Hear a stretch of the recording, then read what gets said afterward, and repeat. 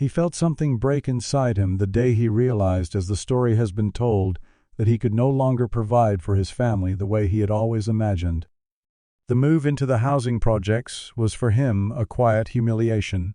Diana's mother reportedly saw it differently. She looked at the same cramped rooms and concrete courtyards and called it a fresh start. Two people, one addressed completely different emotional weather. Years later, when Diana Ross speaks about family, she often returns to one idea. "I give them a lot of love and a lot of attention," she has said. When she is with her children, she insists she is truly there. Not half present, not distracted by headlines, managers, or the past. Fully locked in. And yet, at 81, even as she stands beneath stage lights, wrapped in sequins collecting standing ovations and lifetime achievement trophies, a question hangs in the air that almost no one dares to voice. What if survival itself is the saddest part of her legend? What if the real tragedy hiding beneath the gowns, the practiced smile and the hits that never leave radio, is a life bent by pressure, secrecy, and choices that never completely belonged to her, a life shaped by institutions that studied her, refined her, and then claimed her? This is the story of a teenage girl pulled out of Detroit and fed into a machine that managed her voice, her posture, her hair, even how her skin should appear under certain lights. It is also the story of decades of speculation she was never really allowed to answer. Diana Ross did not simply climb her way to stardom. She was carved into it. Careers were constructed around her image. Other careers withered in her shadow. While the world lifted her name to mythic status, the price was tallied in private, in narrow dressing rooms, under unforgiving spotlights, in contracts that locked in decisions she would spend years absorbing. This is not a celebration. It is a meticulous examination. In this investigation, we are not here to praise Diana Ross. We are here to examine what was taken from her increment by increment, while the cameras rolled and the applause never stopped. Chapter 1. Detroit 1944, 1963 Poverty Pressure, and the Cruel Audition. Before Diana Ross became a brand name, before wardrobe changes, record-breaking chart runs, and magazine covers, there was simply a girl born on March 26, 1944, in Detroit, Michigan, to a working-class black family trying to survive a city that promised opportunity, but rationed respect. Post-war Detroit roared with assembly lines and clanged metal, but it also enforced invisible boundaries. Black neighborhoods were hemmed in by redlining, unwritten codes, and economic ceilings. Jobs existed, but advancement came with conditions, and every condition left its own mark. In that environment, Diana learned early that composure could mean protection. Her childhood moved through small shared apartments and overfilled classrooms. Space was limited. Privacy was rare. Teachers took notice not because she shouted above everyone else, but because she didn't. Church members observed the same thing. She wasn't the loudest voice in the choir, nor the most technically powerful. What stood out was control. She could stand perfectly still where others swayed. She maintained eye contact without open challenge. She learned to read rooms in a city where being seen at the wrong moment could invite trouble. To be understandable but not threatening became a talent in itself. Music arrived through school programs, church gatherings, and local talent shows. By her early teens, Diana and her friends rehearsed anywhere they could claim a few square feet basements that smelled of concrete and dust, living rooms with furniture pushed against the walls, borrowed community halls that hummed with fluorescent lights. The melodies mattered, but the appearance mattered just as much. Detroit teens knew the story that floated up and down West Grand Boulevard. There was a new company in town, Motown, looking for black performers they could polish for national radio and television. Motown was not just another label. It was a gate. And gates are there to decide who is allowed through. When Diana joined the teenage group that would become the Supremes, the first auditions did not feel like talent showcases. They felt like inspections. There were folding chairs lined up against the wall, men with clipboards, and eyes that tracked posture as carefully as pitch. Voices could be trained, they believed. Images had to be selected. This is where the first uncomfortable pattern appears. According to people who were present in those early days, the real question was never simply who sings the best, it was, who can be sold the furthest. That cold calculation pointed toward Diana. Industry recollections describe how Berry Gordy took notice of her quickly, not because she outsang everyone else, many agreed she did not, but because she photographed cleanly, could be coached to move with exactness, and could receive the camera's gaze without shrinking or challenging it. Motown's philosophy was blunt. Crossover success required polish, and polish required total control. Training escalated behind closed doors. There were vocal rehearsals, yes, but also what amounted to finishing school, how to walk into a room, how to sit on a talk show couch, where to place your hands during silence, how wide to smile when meeting executives. Performers were corrected mid-song to adjust their stance or expression. Stories from that era, rarely written down, often passed quietly from person to person, describe private coaching sessions where a dress hem was raised or lowered by an inch, a shade of lipstick, softened a hairstyle, modified a smile, practiced again and again, until it landed exactly where the label wanted it. Whether every small detail is accurate matters less than what they collectively reveal. The body was part of the product. Then comes the detail that would later ignite decades of debate. Motown frequently prioritized face over voice. Lead parts began to drift. Harmonies tilted gently toward Diana. These shifts did not happen in a single meeting or with a dramatic announcement. They crept in over months and then years, tiny adjustments that gradually hardened into structure. By the time anyone felt ready to object, the hierarchy was already baked into schedules, publicity plans, and contracts. Inside the group, tension began to swell. Other members saw the center position gravitate toward Diana. Microphones and camera angles started to favor her. Interviewers directed most questions her way. No one pointed a finger at her outright. The real power was not technically hers, at least not yet. But the effect was identical. Silence became a survival tactic. Speak up and risk being labeled a problem. Stay quiet and hope that the rising tide of success might protect you. The lessons from Detroit echoed through Motown's halls. Outside the studio, segregation shrank the horizon of what was possible. Inside, the pressure was surgical and precise. Black performers were being prepared for white audiences' living rooms. That meant smoothing out edges, adjusting sound, softening speech, refining posture, reshaping hair. For Diana, it meant hearing sometimes gently and sometimes sharply that stillness was safer than power, and that control would be rewarded if she did not demand too much freedom with it. Rumors circulated around the building that Berry Gordy's focus on her came with an unspoken set of expectations, that mentorship blurred into influence, that closeness to the boss brought protection but also obligations. None of that appeared in official paperwork. It did not have to. It was communicated in glances, in who was invited into which room, and in whose calls were returned. In the early 1960s, a teenage girl did not sit across the table and negotiate her terms. She learned them by watching which faces simply stopped appearing at rehearsals. By 1962, the machine had made its choice. Diana's name inched forward. Publicity photos moved her by degrees into the center. Magazine blurbs began to present her as the face of the group. Contracts, according to later accounts, reflected that shift. Detroit, the city that had raised her, the blocks that taught her caution, faded behind endless practice sessions, etiquette lessons, and rules that allowed no rest. School yielded to travel itineraries. Childhood friends were replaced by handlers, chaperones, and staff. The trade-off was made with shocking speed, personal freedom exchanged for access, unfiltered voice exchanged for worldwide visibility. Diana became adept at absorbing correction without complaint. People who knew her at the time remember a young woman who rarely voiced her frustration, not because she felt no strain, but because she understood what was at risk. Being chosen meant being watched. Being watched meant being careful. Here is where future tragedies take root. The habit of swallowing discomfort. The acceptance of image as a shield even when it cuts. The belief that saying less will keep you safe.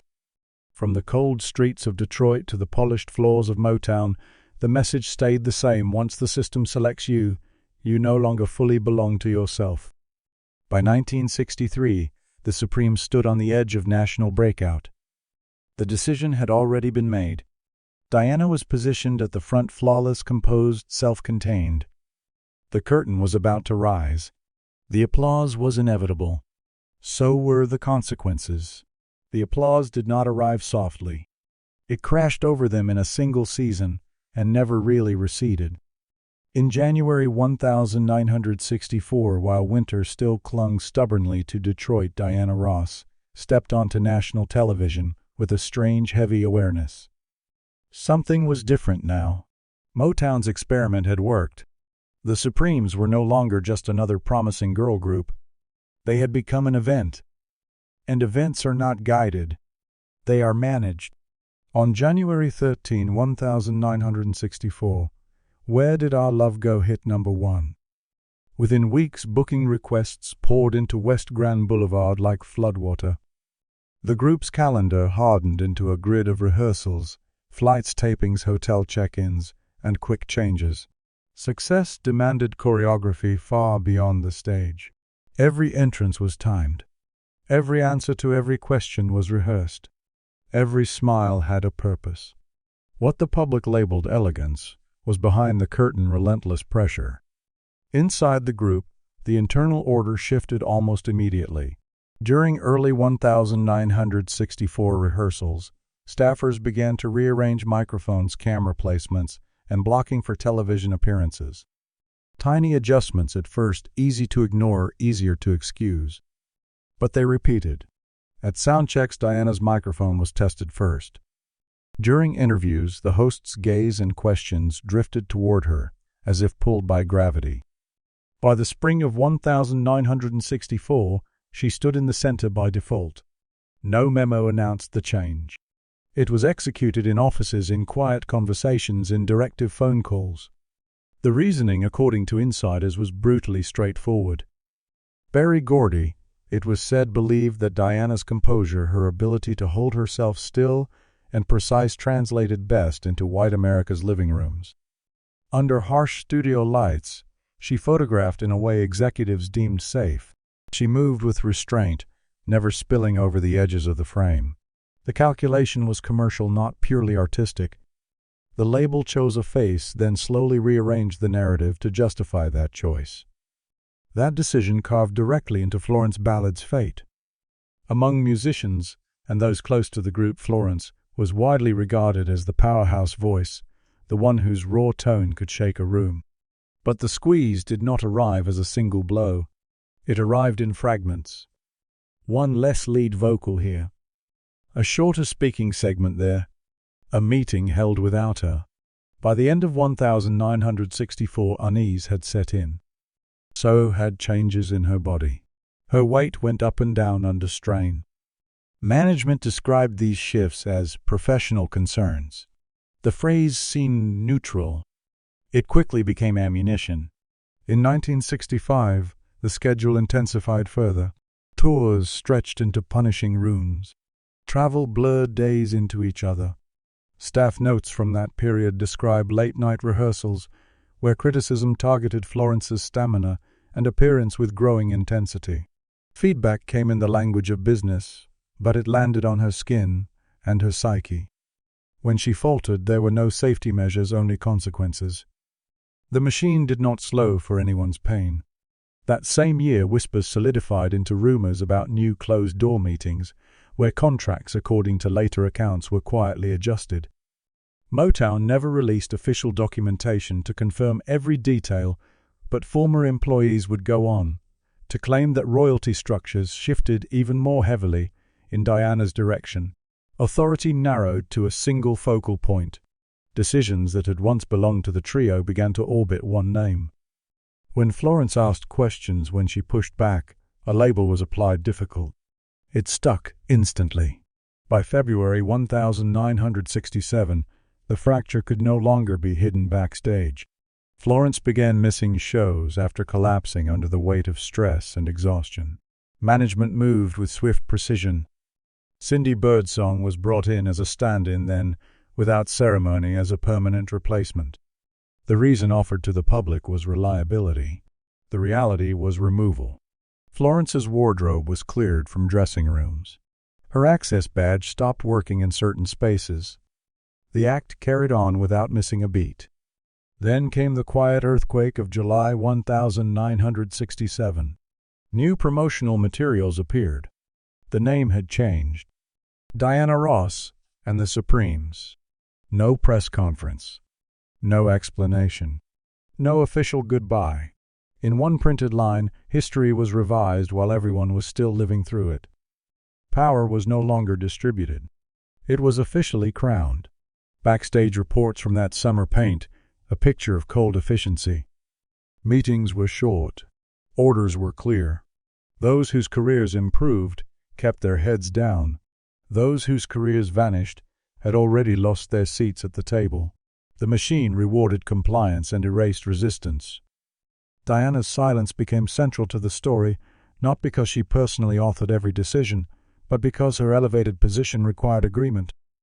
People close to her later recalled that she understood the damage unfolding around her and felt locked in place by contracts, loyalty, and fear. Success had become a kind of gilded confinement. While one trajectory shot upward, another spiraled out of sight. Florence Ballard's life cracked in the shadows. By 1968, financial problems surrounded her. Her health declined. Attempts to restart her career were met with indifference or stalled by closed doors. Friends recalled deepening depression and isolation. The same system that once depended on her voice offered nothing once she was no longer considered an asset. On February 22, 1976, Florence Ballard died, at the age of 32, reportedly impoverished. The news did not create the impact it should have at first. It landed slowly, then exploded across time. Fans began to look back on the triumph of the Supremes with a new lens, one clouded by grief and suspicion. The questions that rose had no satisfying answers. Who tried to intervene? Who had the power to? Who decided it was safer not to? For Diana Ross, the crown now carried a permanent stain. Every award, every glowing profile, every standing ovation arrived with an invisible footnote. Admiration was fused to doubt. The public's curiosity twisted into suspicion. Did she know how bad things had become for Florence? Did she attempt to help? Or had the machinery surrounding her stripped away any real say long before those choices were on the table? The most unsettling version of the truth lies in the middle, that power can surround a person without fully belonging to them, and that silence can be enforced without a single explicit threat spoken aloud. Between 1964 and 1969, the Supremes reshaped American pop culture. They shattered ceilings, crossed color lines, and redefined what a black girl group could be on the world stage. But the burden of that breakthrough was distributed unevenly. Motown's most dazzling victory threw a long shadow one that followed its brightest star wherever she went. Once success demanded sacrifice, the system chose who would be shielded and who would be left exposed. That shadow did not disappear when the group's run ended. It hardened into a permanent question that trailed Diana Ross through the decades. Not whether she won, but what the win required. When Diana Ross walked away from the Supremes in early 1970, the story was marketed as liberation, a woman stepping out from a group, a star finally claiming her own name. Magazine covers framed it as empowerment. Talk shows repeated the same line. But the moment she crossed fully into Hollywood, that freedom narrowed into something sharper and far more dangerous.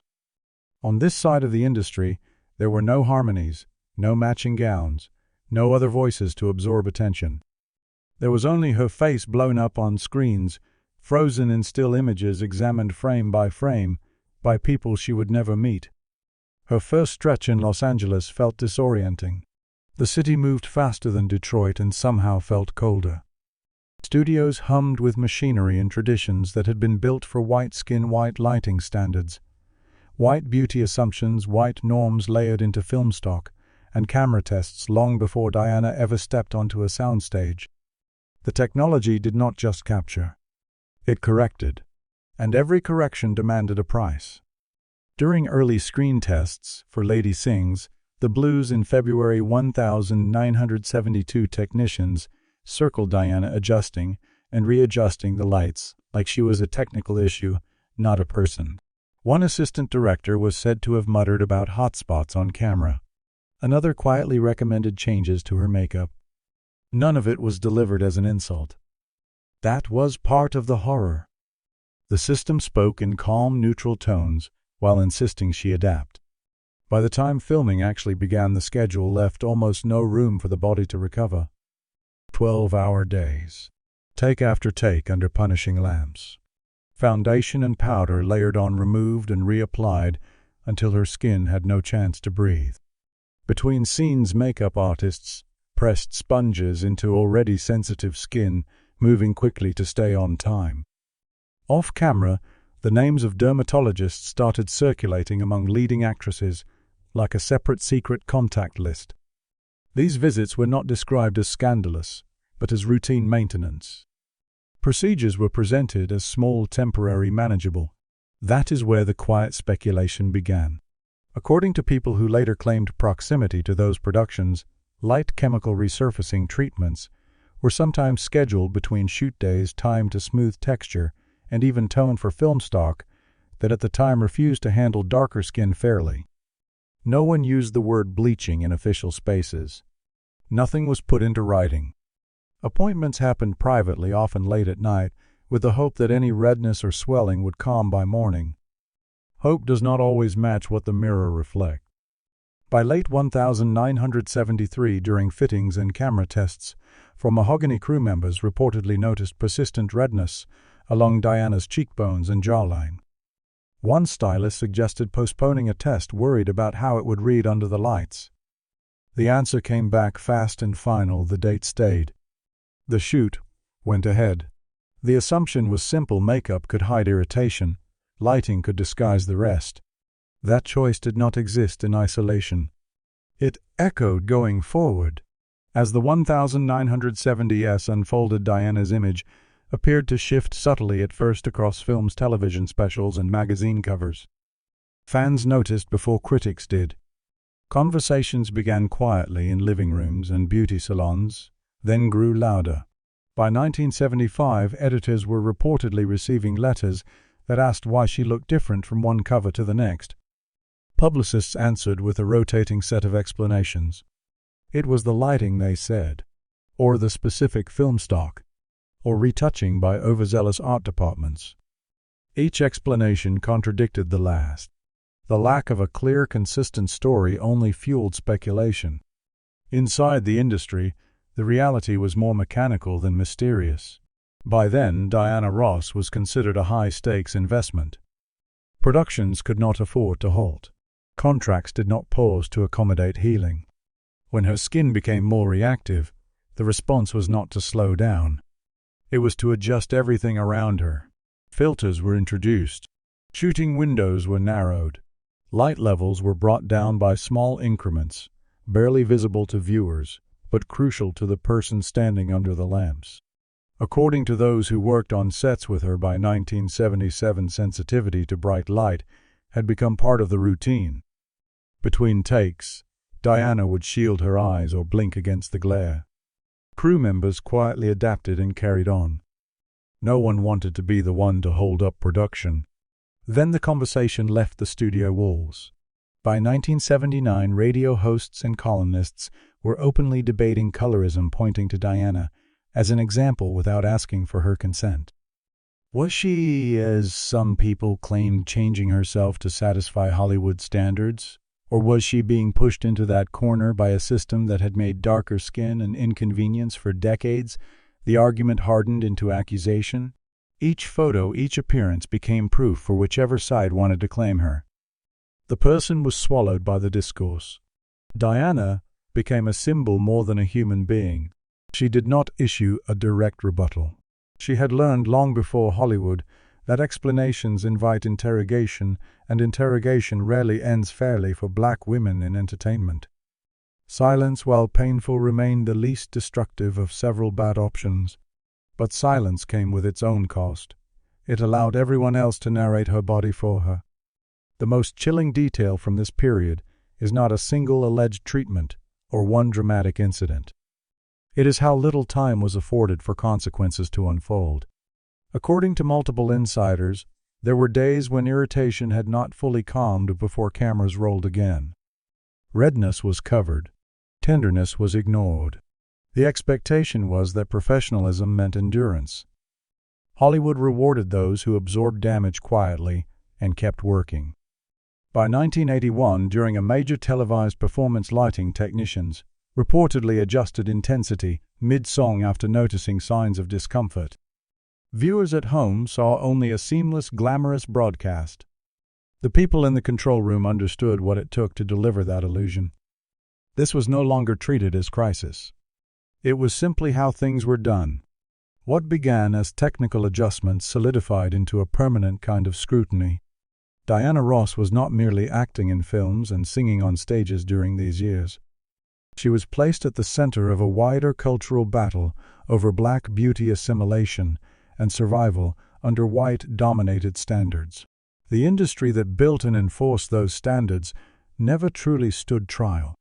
The woman who carried them on her skin did. By 1982, the pattern was fully established. Every new photo would be held up against an older one. Every appearance would reignite the same questions. Hollywood's focus drifted to newer faces and fresher stars. Diana, however, remained under the weight of all that lingering speculation. The tragedy of this chapter is not contained in one rumored procedure or one controversial image. It lives in the collision of deadlines and prejudice of technology designed for one kind of body and used on another. Film demanded consistency. Human skin does not offer that. And so the system moved forward regardless, confident that image, a flattened, curated version of reality, could absorb what the body could not. This was not a chapter with a clean ending. It was the opening of a wound that never fully closed. The rooms were never truly quiet, even when the doors were shut and the music had stopped. By the early 1970s, Diana Ross had stepped out of Motown's tightly controlled corridors and into Hollywood's sprawling maze, where power no longer announced itself only through contracts and office titles. It arrived as late-night invitations, discreet phone calls, and private dinners after shows. And it almost always arrived with strings attached. In public, the official narrative was simple independence. She was presented as a solo star, a leading lady, a woman steering her own destiny. But behind that script, according to people who worked close to her back then, the range of actual choices was shrinking, not expanding. Relationships were shaped not just by emotion, but by proximity to the people who could quietly decide who stayed visible and who faded. In this world, finance, casting, and distribution were tangled together. Romance and leverage often shared the same table. One connection, heavily reported, endlessly debated, and never fully clarified, sat at the center of this era: Diana Ross's long-rumored relationship with Berry Gordy.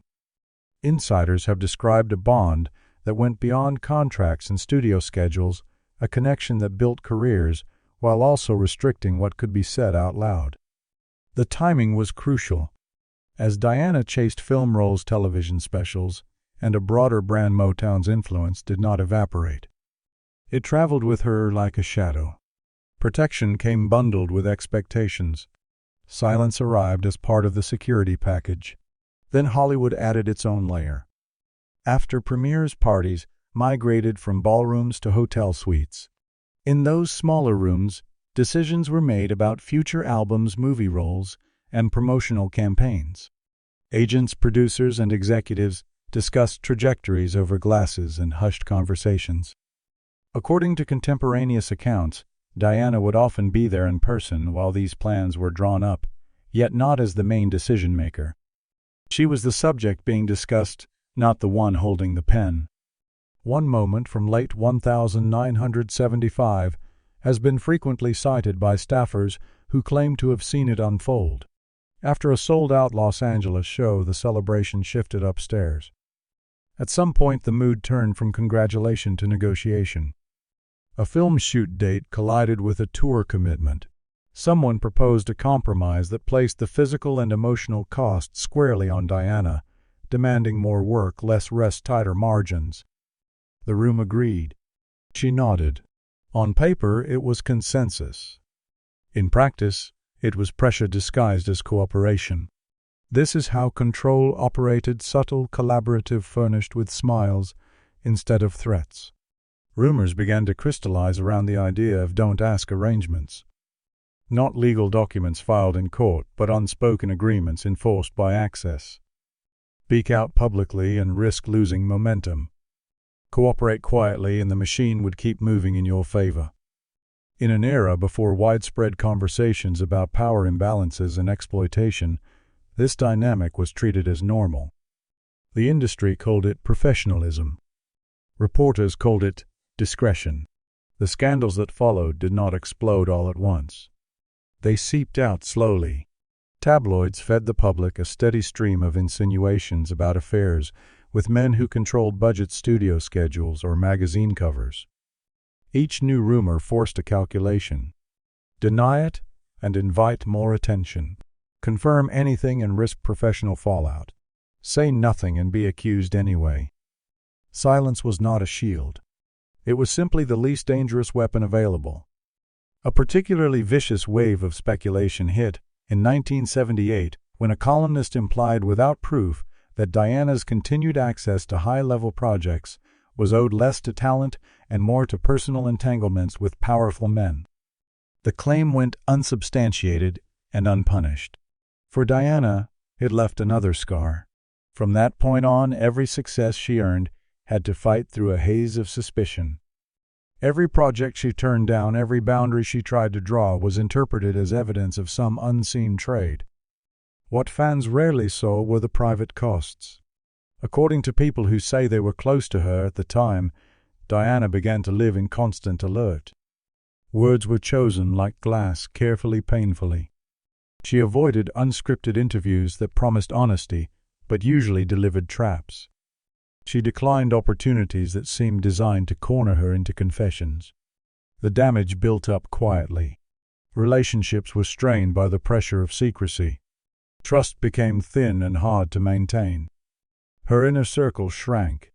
In 1980, while preparing a major televised special, a creative clash broke the surface.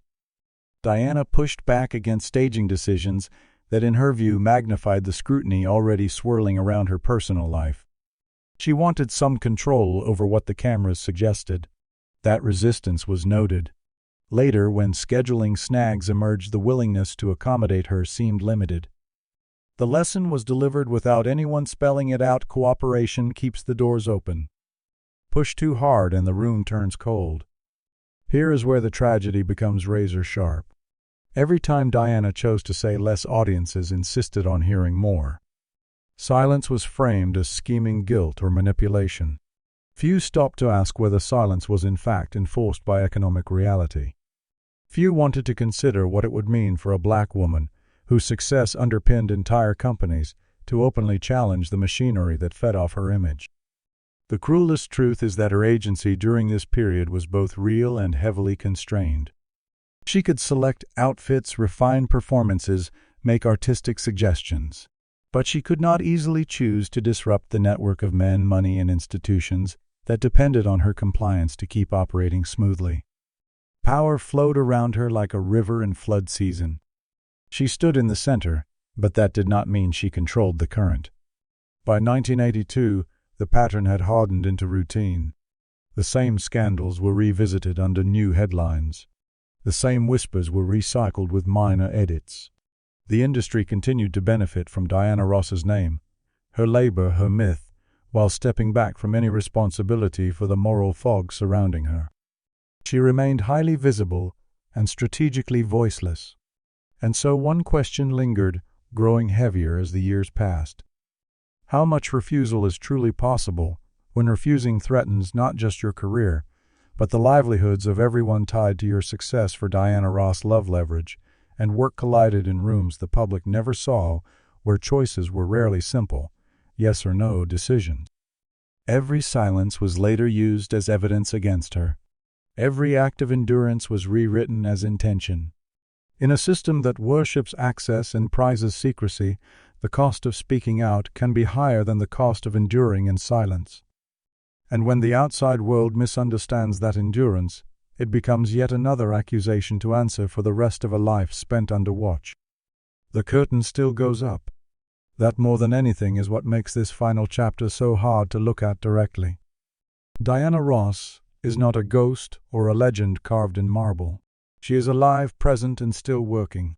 She walks out onto stages, hears real applause, feels real lights on her skin. And yet every entrance now feels like a new hearing in a trial that never ends. The audience stands, cameras flash, and within minutes, judgment appears on screens in comment sections inside headlines, written by people who were not there. In an age where nothing really disappears and everything can be replayed, simply surviving is no longer a shield. It is another point of exposure. In the 2020s, Diana Ross keeps performing not because she has to sing to survive, but because the stage is still the one place where her story briefly matches her intent. There, for a few hours, she decides which songs are sung and how they are framed. But the moment she steps off stage, the narrative fractures. Every photo is zoomed in. Every video clip is pulled apart and repurposed. Social media freezes her face in the middle of a laugh or a blink and demands explanations for every angle. Is she too altered? Is she refusing to age properly? Is she hiding something? The questions stack up because the unwritten rules are brutally simple. She is not allowed to be old. The scrutiny sharpened around a series of high-profile appearances in recent years. One harshly lit photo taken from the wrong angle, at the wrong second, spread faster than any context attached to it. Comment threads filled with accusations, recycled versions of old suspicions, and new insults dressed up as concern. Debates over colorism reignited. Long-standing rumors were reheated and served again as if they were new discoveries. The unresolved past returned not as reflection, but as prosecution. What changed is not the woman at the center of the frame. It is the size and shape of the courtroom.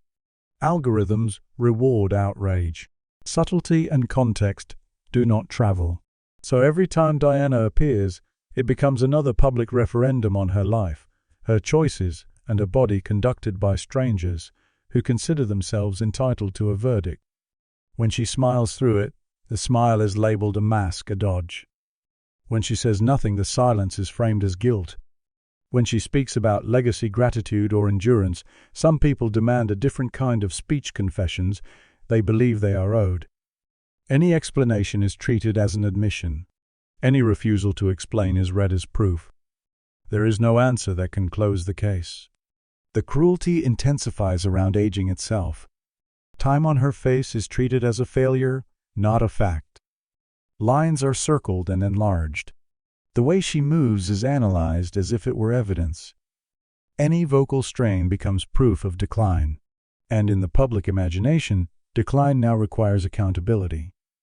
Icons are expected to be timeless yet punished if they appear to be fighting time at all. When Diana steps back from the spotlight, she is accused of hiding.